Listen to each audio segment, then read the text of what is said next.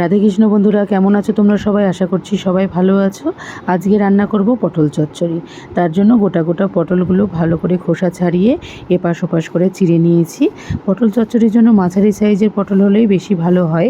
তো দেখো, এরকম মাঝারি সাইজের পটলগুলো তোমরা নিয়ে নেবে। তো চলো রান্নায় ফিরে যাই।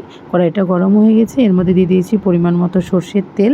তেলটাও প্রায় গরম হয়ে এসেছে। এর মধ্যে দিয়ে দিলাম সামান্য পরিমাণ লবণ।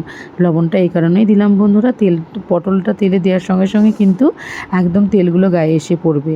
তো লবণটা দেওয়ার ফলে কিন্তু পড়বে না। গল্পে গল্পে বন্ধুরা পাঁচফোড়ন দিতে ভুলে গেছিলাম। তো এই পর্যায়ে আমি দিয়ে দিলাম সামান্য পরিমাণ পাঁচফোড়ন। তোমরা কিন্তু তেলটা গরম হয়ে গেলে তখনই দিয়ে দেবে পাঁচফোড়নটা। তো পটলগুলোকে একটু নাড়াচাড়া করে নিয়ে চলো মশলাটা রেডি করে নিই। তো এর জন্য লাগবে কাঁচা লঙ্কা, পরিমাণ মতো কালো সর্ষে আর পরিমাণ মতো সাদা সর্ষে।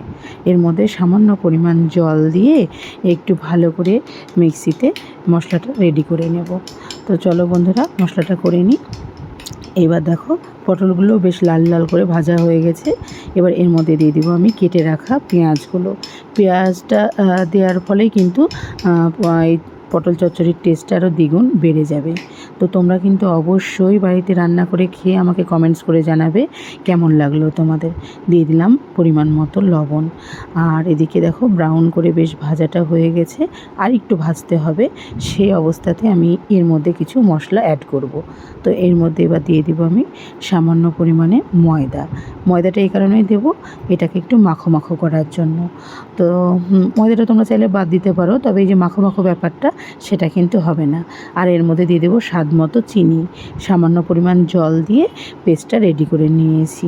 এইবার দেখো পটলটা কিন্তু আমার ভাজাটা বেশ একদম কমপ্লিট।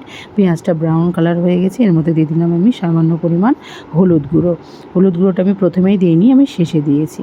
তো দেখো ভাজা একদম কমপ্লিট। এই অবস্থায় দিয়ে দেবো আমি এর মধ্যে এবার এই তৈরি করে রাখা পেস্টটি। এটা দিয়ে বেশি ফোটাবো না বন্ধুরা, সামান্য ফুটিয়ে কিন্তু নামিয়ে নিব। তো এই একটা রেসিপিতে তোমাদের এক থালা ভাত খাওয়া হয়ে যাবে বন্ধুরা। তোমরা অবশ্যই বাড়িতে তৈরি করে আমাকে কিন্তু কমেন্টস করে জানাবে।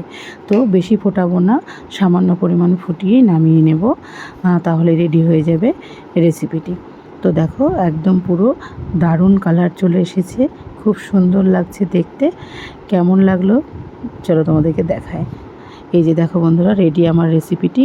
কেমন লাগলো তোমাদের? ভালো লাগলে একটা লাইক, কমেন্টস আর শেয়ার, চ্যানেলটিকে সাবস্ক্রাইব করে দিও। সবাই সুস্থ থেকো, সাবধানে থেকো। রাধে কৃষ্ণ বন্ধুরা।